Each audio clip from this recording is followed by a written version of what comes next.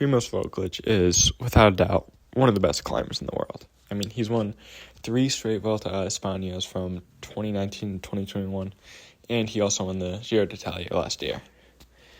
But is he really good enough to win the Tour de France? I mean, he's had it in his hands before.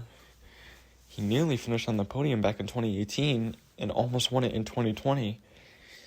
But is he really good enough to win it all? I mean, as I said before, he's undoubtedly one of the best climbers in the world. Why shouldn't he have a Tour de France? Well, there's a few reasons for that, which we'll get into later. But first off, let's take a look at some of the other contenders to win the Tour next year. First off, the obvious one, Jonas Vingegaard, defending 2-time champion, looks like the best climber in the world, and why shouldn't he defend his title next year? I mean, he has the best team in the world around him, and he's also the best climber in the world. So, realistically, why are we even talking about this? And the reason why we're even talking about this is because the Tour de France is so unpredictable. I mean, anything could happen. I mean, someone could break out of nowhere and win it by 10 minutes, or someone could just crash out. I mean, you really never know what can happen in the Tour de France. That's why it's so exciting. That's why it's the most watched sports event in the world. But if we put that unpredictability aside, Jonas Vingegaard should win yet again. But you never know. And obviously, the second favorite, Tadej Pogačar. He's won the Tour de France 2 times before. He even won it the year Primoz Roglic realistically should have won it, but he still ended up winning it. However, these past 2 years, he's looked like he's struggled quite a bit against Jonas Vingegaard. I mean, he's cracked a lot, which is something we've never seen from him before. And we've also seen him just not really being able to shake Jonas Vingegaard, even in the sprints. I mean, sure, he may beat Jonas, but Jonas is still right on his wheel the majority of the time. So he's getting at most, around 4 seconds, maybe 2. But we're not here to talk about that today. We're talking about Primoz Roglic. And Roglic is not as good as either of those two. The course just really doesn't suit him, in my opinion, next year. I mean, I have a feeling he's going to lose a minute, maybe 2 or 3 minutes to Pogačar and Vingegaard. So that's already going to put him 2 minutes behind before we even get into the Alps. So, realistically, what chance does he have? I mean, you can't really make up 2 minutes in the Alps against someone like Jonas Vingegaard or Tadej Pogačar. So it's going to be really, really rough for him to get that time back. And if he does get that time back somehow, he still has to do the Stage 21 time trial, which is a hilly time trial. And so far from what I've seen, both Vingegaard and Pogačar are both better than Roglic at time trialing.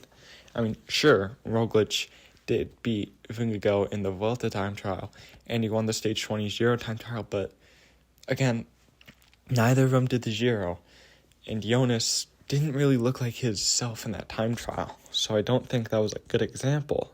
And let's not forget about Remco, who has a slight chance to beat all 3 of them, and he's by far the best time trialist out of the 3. I don't see a world where Remco does not win that stage. And let's say he's 30 seconds behind Roglic, hypothetically. Roglic is going to lose that, most definitely. And that's when on stage 21, so he doesn't have any more time to get it back. So I really just don't see a world where Roglic can win the Tour next year. I mean, as a huge Roglic fan, I really, really want to see him win, but I just don't think he can.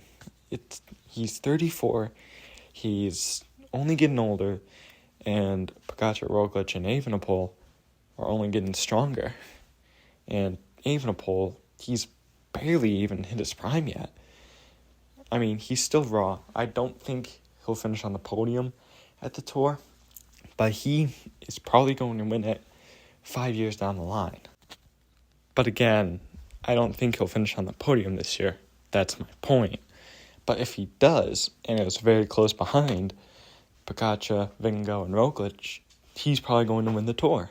But again, that is all hypothetical, and I'm not here to talk about Evenepoel's chances. That'll be in a later video. My point here is that Roglic is going to have a very, very rough time in the Tour next year. And while I do think he'll finish either third or maybe second, I just don't see him finishing in Nice with the yellow. I mean, he's already got two riders that are probably way better than him right now in the mountains, and both of them are better time trials, so he can't get that time back.